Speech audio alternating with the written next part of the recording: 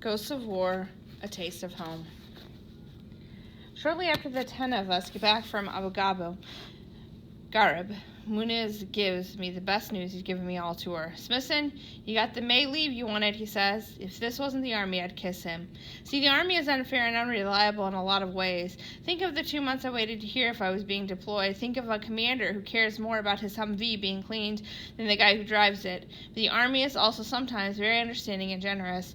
During a combat tour, the Army let us go home for a 2-week leave. Since we have missions still going on in Iraq, the unit has to divide the leave slots over the course of about 8 months. Every 2 weeks, a handful of soldiers from the company take their leave. To keep everything fair, the company has a lottery. The order in which we are picked is the order in which we choose the slot we want. I chose May for a couple of reasons. It will probably be right in the middle of the tour, and May 19th is Heather and my unofficial anniversary. It was our first date, her junior prom. So when I get back from Abu Ghraib and Muniz gives me the news, I call Heather and my parents. I tell them I'm coming home. My heart beats through my chest, and I ride on the clouds for the next week as I wait for my date to fly out. Think of this 2-week leave as a build-up. Think white phase. Another great thing about going on leave is that because I have to be at camp in order to fly out, Muniz and Lieutenant won't be sending me on any missions. I do the normal PMCS, cleaning the barracks, busy work, but I don't have any outside the wire missions during which something might go wrong or something might hold us up and cause me to miss my flight. The PAX, Passenger Terminal, is a series of tan tents where soldiers wait to fly out of Anaconda. The thing about moving soldiers is there's a lot of them. There are hundreds of soldiers waiting at the PAX terminal. The Air Force planes flying in and out of Anaconda are capable of fitting only so many people in addition to running other missions.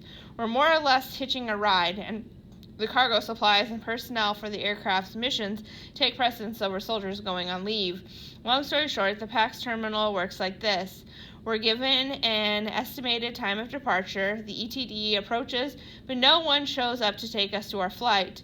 A couple hours go by, and we're given a new ETD. There is a mechanical problem where the aircraft was bumped to another mission, or there's cargo taking up space they didn't originally expect, so we have to wait for the next flight. I haven't talked to a single soldier who's flown out of the PAX terminal on their first ETD. Don't get me wrong, though. I'd rather be killing time on the wooden floor of the PAX terminal than running around outside the wire any day. It's not hard to keep life in perspective when you're in a combat zone. All you have to do is bring a good book or a deck of cards, and waiting at the PAX terminal is no big deal. After 2.5 days of getting our ETD pushed back, we grab our stuff, throw it into a large pallet, and pack onto a giant C-130. This military cargo plane is designed so that supplies, equipment, and vehicles, including vehicles as large as tanks, can fit down the middle, and running along each side of the aircraft's interior are folded down seats for passengers. So when the Air Force has a logistics mission to fly cargo out of Iraq and to Kuwait, some soldiers and a couple pallets of their stuff can hitch a ride. We land in Camp Doha, Kuwait, where our vehicles and equipment came off the Navy ships, and we spend the night in tents. In the tent, it's easy to spot the guys who are used to living out of their rucksacks. Certain soldiers, especially those with infantry unit patches, have bags and gear all covered with dirt and dust. They move through the cramped, efficiently packed bags like they've done it 1,000 times. The same way you can tell new sneakers from old sneakers, you can tell the guys who've been traveling around Iraq. And there are other soldiers with squeaky clean Kevlars and body armor. The green straps on their rucksacks are still stiff and crimped from being adjusted recently. They're usually officers, they're finance workers, or mail clerks, or members of the battalion staff planning team somewhere.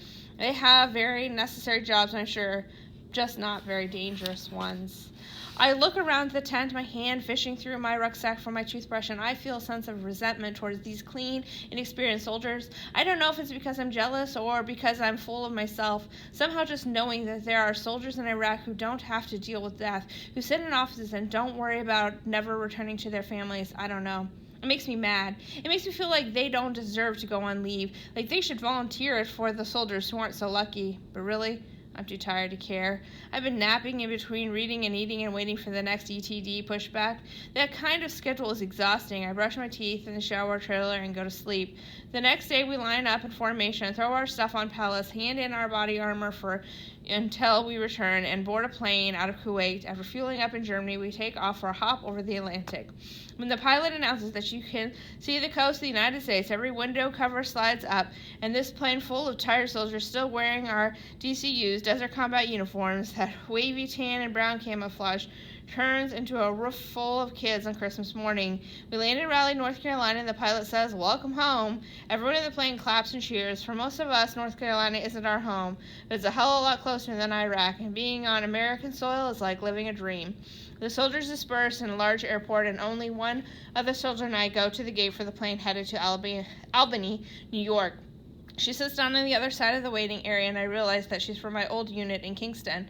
On the plane, the pilot has open seats in first class, and since we're in uniform, he lets us sit there. If it were up to me, I'd sit in the middle of the plane like everyone else, and people would treat me the way they've always treated me, like I'm just another passenger on the plane. When you're traveling in uniform, especially a desert uniform, all you want is anonymity. But the pilot makes a big deal of it, and people stare at the wavy tan and brown clothes I've been wearing since November. I move to the front seat and find the soldiers from my old unit sitting there. I'm glad to be flying next to her. Throughout the whole leave experience, I've been traveling with other soldiers. We've been jumping through military posts, and no one there looked at me twice. Now back in the civilian world, the camouflage I'm wearing is anything but camouflage. I wish the Army didn't make us travel in uniform. I wish this plane was filled with people who actually understand the war, not people who think that because I'm in uniform, I want to talk about it. Truth is, I don't. And these people staring, they make me feel a whole lot of resentment I didn't know existed. I keep expecting the know-it-all who thinks I want to hear his opinion about the war. I keep expecting to hear those tired arguments that we don't belong in Iraq and nothing good is happening over there, and Bush is a moron and all the rest of it. I don't even want to think about Iraq. All I want to do is go home. Yet I know that because I'm in uniform, some opinionated jerk-off is going to bombard me with his views like I care, like I had anything to do with the invasion of Iraq. What would he want me to do anyway? Say, yeah, I think you're right. Let me go tell my commander-in-chief and see if I can turn this whole thing around. Get real. But luckily I don't meet this guy. In first class, I sit with the only person on this plane who understands the war the same way I do, the soldier from my old unit. "Hey," I say, "how have you been?" "Good, you?" she says. "Better now that I'm out of the desert. It's so nice to see grass and trees again." "I know," she says. "Are you with an engineering unit?" "Yeah, are you?" "No, I'm not an engineer. I was just in Kingston because that's the closest unit that needed my MOS. I was cross-level to a postal unit. How is that?" "It's really cool, actually," she says. "Being able to give people their mail, it's really rewarding." I guess that seems silly. "Not at all. Mail is what keeps us going," I say. "You ever have to go outside the wire?" "A couple of times," she says. "My commander needed me to go on a few runs just around Baghdad and stuff." "You?" "Yeah, quite a bit, I'd say. It gets old living out of a rucksack all the time, but you get used to it."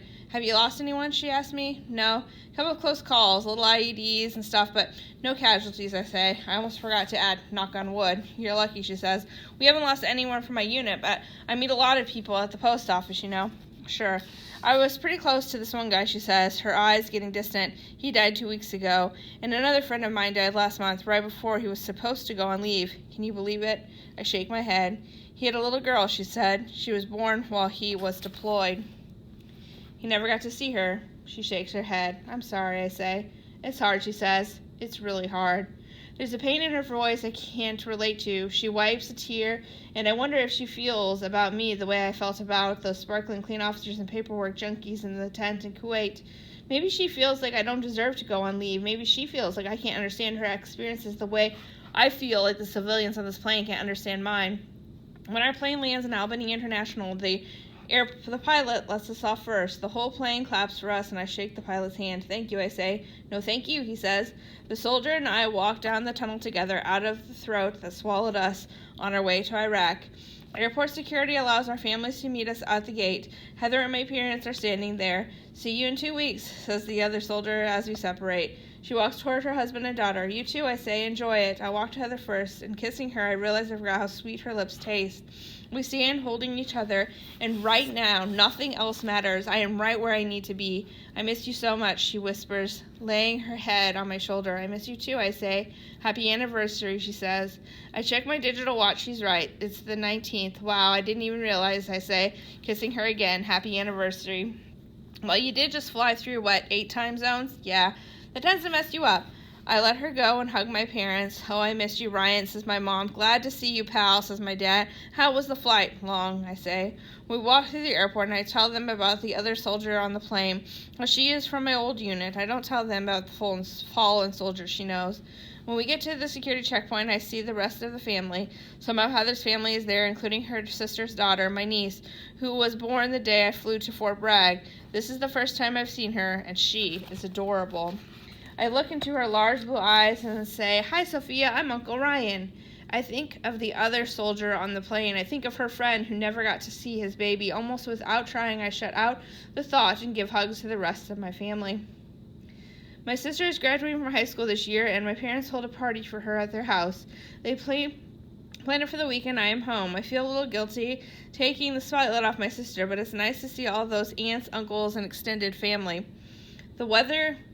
The day of the party is warm and sunny. There are balloons tied to the edge of the patio and a grill cooking hot dogs. There are people throwing frisbees and playing horseshoes, people eating, laughing, and spending time together. And my parents' dog, a golden retriever named Haley, is begging the guests for food. She slipped a disc in her lower spine about a year ago, and her back half became paralyzed. But Haley is still her happy old self. She runs well, stumbles around the party looking for food and trying to chase the frisbee. My dad recently finished the back room in his garage. It was a horse stable when we moved here in 1994, but he just finished making it a man's corner for the party. It has a dartboard and a foosball table. It also has a poker table and a fridge for beer. I walk up the driveway toward the entrance to the garage. I plan on playing some darts. One thing that really sucks about being home on leave from Iraq is that you have to go back. No matter how hard you try, the thoughts of Iraq never wash out of my mind. I can leave Iraq, but Iraq can never leave me. As I near the entrance of the garage, I hear a gunshot. The way I stop moving, every muscle of my body, it's like Haley must have felt when she slipped that disc. I hunch down and tighten my fist. My forehead sweats and my eyes dart around. I look all over my parents' backyard for the silhouette of a man running, or the muzzle flash of an AK-47, or a mushroom cloud. Adrenaline feels like needles when it pumps through your veins. It's a feeling I'm so used to in Iraq that here it seems so far out of place. It's scary. This isn't supposed to be scary. This is my parents' house. This is safe. What was that? I ask anyone who can hear me. The closest person is my dad, 20 feet away, and he's laughing. Seriously, what was that? I ask again. I hear anger in my voice. I hear all the people at the party. It's the sound of an Iraqi village. I swear somewhere in the clash of voices, somewhere among these party guests, laughing and spending time together, I swear there's someone speaking Arabic. It was a balloon, Ryan. It popped, my dad says. Laughing some more. You okay? His voice is distant, like he's speaking through a tunnel, like he's 8 hours away. Yeah, I say, taking a deep breath. I'm fine. I walk into the garage, but before I get to the back room, I take a minute to calm down. The cool, still air of the garage is comforting. That smell of old oil and grass clippings, it assures me that I'm safe. The pegboard of tools on the back wall and the canoe hanging in the rafters, they remind me that I'm home, safe. The back room is cramped with people. I don't stay long. I don't play darts. I grab a drink and go to the back corner of the yard. Heather and her sister are there watching Sophia roll around in a blanket. My sister Regan and her best friend are poking at the fire pit, talking about the upcoming summer. I kiss Heather on the forehead and take a seat in an open, fold-out chair. When are we going out of town? I ask. 2 days, Heather says. You okay? You look upset. A balloon popped. She nodded her head. Her sister looks at me funny. It's okay, says Heather. Just a balloon. I know. 2 days later, she and I take a trip to Manchester, Vermont. It's our special getaway for the 2 weeks. It's our alone time, our anniversary. We book a nice dinner at a fine French restaurant. She wears a short black and white dress, and I wear a three-piece suit. She straightens her brunette hair, and I'm practically bald. We stay in a bed and breakfast just outside of town and go shopping during the day. It's the middle of the week, so there are no crowds. Perfect for me. How are you doing? Asked Heather as we watched the fake fireplace in our room. I'm all right, I say. You sure? You don't really seem yourself. Yeah, I'm fine. It's not me, is it? No, babe, not at all, I say, pulling her close. It's just weird to be home. Yeah, I know. I mean, just a couple weeks ago, I was in Abu Ghraib. Yeah, she said. That mission went okay, though, right?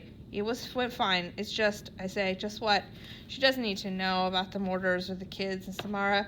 It will just worry her. It's just to say, I worry, about the other guys. I feel like I should be there with them. Yeah, she says, but I like you here with me. Me too. We kiss, and I try so hard to keep this moment forever. Plus, she says, climbing on top of me, the other guys can't give you this. 15 days go way too fast. No matter how hard I try to hold on to the moment, it comes and goes. The day before I leave, we move from our little apartment in Troy to a large apartment in West Sand Lake. It's a quaint little town between the suburbs and the country. It has a little corner grocery store and a gas station, an elementary school the size of an ice rink, and a barber shop with a sign that says, "No appointment needed." On the way to the airport, the ride is silent. My parents drive their car, and Heather and I drive in hers. We pull into a parking spot, and Heather turns the car off. Me and my desert camouflage and all other stuff left packed in boxes at the new apartment. Boxes she'll have to unpack herself. I'm abandoning her again.